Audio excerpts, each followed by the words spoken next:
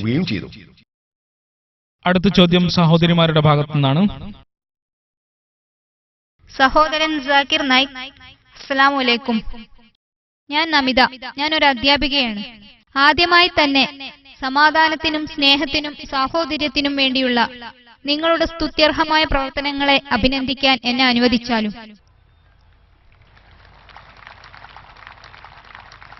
സഹോദരൻ ഡോക്ടർ സാക്കിർ നായിക്, എനിക്ക് ചോദിക്കാനുള്ളത്, ഖുർആനാണ് ദൈവിക വചനമെങ്കിൽ, ഇസ്ലാമാണ് ജീവിതത്തിനുള്ള യഥാർത്ഥ പാതയെങ്കിൽ, അത് സ്വീകരിക്കാനും മനസ്സിലാക്കാനും ജനങ്ങൾ ദീർഘമായ സമയമെടുക്കുന്നത് എന്തുകൊണ്ടാണ്?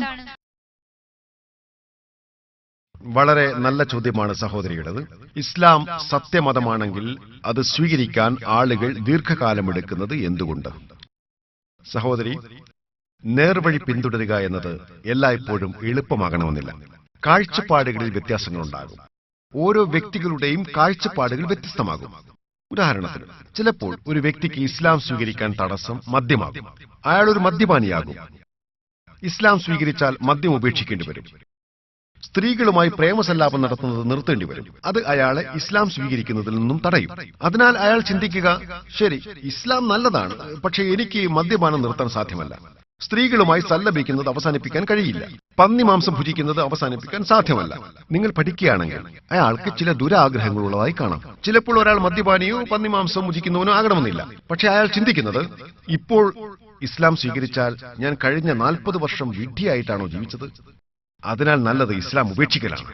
ചിലർ ചിന്തിക്കുന്നത്, ഞാൻ ഇസ്ലാം സ്വീകരിച്ചാൽ എന്റെ സുഹൃത്തുക്കൾ എന്ത് വിചാരിക്കും, എന്റെ മാതാവും പിതാവും എന്ത് പറയും? എന്തെല്ലാം തടസ്സങ്ങളാണ് സഹോദരി. ഈ തടസ്സങ്ങളെല്ലാം അതിജയിക്കാൻ സാധിച്ചാൽ മാത്രമേ സത്യം സ്വീകരിക്കാൻ നിങ്ങൾക്ക് സാധിക്കൂ. അതിനാൽ നാം മനസ്സിലാക്കേണ്ടത്, ഇവിടെ സന്ദേശം വ്യക്തമാണ്, യുക്തിപൂർവമാണ്. അവരുടെ ബാഗേജിൽ മറ്റു ചില കാര്യങ്ങളുണ്ട്. അതിനാൽ ഒരു വ്യക്തിക്ക് ഉറച്ച വിശ്വാസമുണ്ടാകണം. ഇത് സത്യമാണെങ്കിൽ സ്വീകരിക്കാൻ ഞാൻ തയ്യാറാണ്. എന്റെ അമുസ്ലിം സുഹൃത്തുക്കൾ എന്നെ ഉപേക്ഷിച്ചാലും. അതിനാൽ എന്നെ വിശ്വസിക്കൂ സഹോദരി, ഇതൊരു കാഴ്ചപ്പാട് മാത്രമാണ്. ധാരാളം അമുസ്ലിങ്ങൾ ഇസ്ലാം സ്വീകരിക്കുന്നുണ്ട്. എന്നിട്ടും അവർക്ക് പഴയ സുഹൃത്തുക്കളെ നഷ്ടപ്പെടുന്നില്ല. ചില ആളുകൾ എന്നോട് പറയാറുണ്ട്, ഓ സാക്കിർ, അമുസ്ലിങ്ങളോട് ഇസ്ലാമിനെ കുറിച്ച് സംസാരിക്കരുത്, അവർ സൗഹൃദം ഉപേക്ഷിക്കും. എനിക്ക് ധാരാളം അമുസ്ലിം സുഹൃത്തുക്കളുണ്ട്. അവരെന്നെ ആദരിക്കുന്നു. നിങ്ങൾ എന്നെ അഭിനന്ദിച്ചു. നിങ്ങളൊരു അമുസ്ലിമാണ്. അതിനാൽ എന്റെ ജോലി സത്യം സമർപ്പിക്കലാണ്. ഒരു കാര്യം കൂടി, ഖുർആൻ സൂറ അൽ ബഖറ അധ്യായം 2 സൂക്തം 256 പറയുന്നു, മതത്തിന്റെ കാര്യത്തിൽ യാതൊരു ബലപ്രയോഗവുമില്ല. സന്മാർഗം ദുർമാർഗത്തിൽ നിന്ന് വേർതിരിഞ്ഞിരിക്കുന്നു. സഹോദരി, നമ്മുടെ ജോലി സത്യം അവതരിപ്പിക്കലാണ്. ഒരാൾക്ക് സ്വീകരിക്കാനും തിരസ്കരിക്കാനുമുള്ള സ്വാതന്ത്ര്യമുണ്ട്. എല്ലാവരെയും ഇസ്ലാം സ്വീകരിപ്പിക്കുക എന്നത് ദൈവത്തിന് വളരെ നിസ്സാരമാണ്. സൂറ യൂനസ് അധ്യായം 10 സൂക്തം 99 പറയുന്നു, നിന്റെ രക്ഷിതാവ് ഉദ്ദേശിച്ചിരുന്നുവെങ്കിൽ ഭൂമിയിലുള്ളവരെല്ലാം ഒന്നിച്ചു വിശ്വസിക്കുമായിരുന്നു. പക്ഷെ അങ്ങനെയെങ്കിൽ അവിടെ ഒരു പരീക്ഷണം ഉണ്ടാകില്ല. അള്ളാഹു ഖുർആനിൽ പറയുന്നു, സൂറ മുൽക്ക് അധ്യായം 67 സൂക്തം 2, നിങ്ങളിൽ ആരാണ് കൂടുതൽ നന്നായി പ്രവർത്തിക്കുന്നവർ എന്ന് പരീക്ഷിക്കുവാൻ വേണ്ടി മരണവും ജീവിതവും സൃഷ്ടിച്ചവനാകുന്നു അവൻ.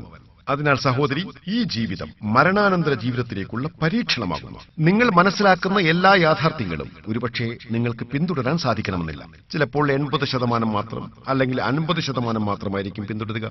വളരെ കുറച്ചാളുകൾ മാത്രമേ 100% പിന്തുടരുന്നുള്ളൂ. മുസ്ലിങ്ങളിൽ പോലും ചിലർ 100% പിന്തുടരുന്നില്ല. ചില മുസ്ലിങ്ങൾക്ക് ചീത്ത സ്വഭാവങ്ങളുണ്ടാകാം, എന്നാലും അവർ മുസ്ലിങ്ങളാണ്.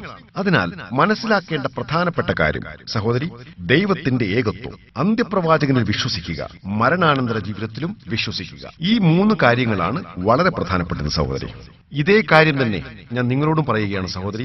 നിങ്ങൾ എന്നോട് ഒരു ചോദ്യം ചോദിച്ചു, അതേ ചോദ്യം ഞാൻ തിരിച്ചു ചോദിക്കുകയാണ്. സത്യം സ്വീകരിക്കാൻ നിങ്ങൾ എന്തിന് ദീർഘസമയമെടുക്കുന്നു സഹോദരി? ഡോക്ടർ സാക്കിർ നായിക്, ഞാൻ നിങ്ങളോടൊരു കാര്യം പറയാൻ ആഗ്രഹിക്കുകയാണ്. നിങ്ങളുടെ അനുഗ്രഹത്താൽ ഞാൻ ഇസ്ലാം സ്വീകരിക്കുകയാണ്. ഞാൻ സാക്ഷ്യവചനം പറയുകയാണ്, ലാ ഇലാഹ ഇല്ലല്ലാഹ് മുഹമ്മദുർ റസൂലുള്ളാഹ്. മാഷാ അല്ലാഹ് സിസ്റ്റർ, അള്ളാഹു നിങ്ങളെ അനുഗ്രഹിക്കട്ടെ. അള്ളാഹു നിങ്ങളെ സ്വർഗ്ഗത്തിൽ പ്രവേശിപ്പിക്കട്ടെ. സഹോദരിയെ സ്വാഗതം ചെയ്യുന്നു.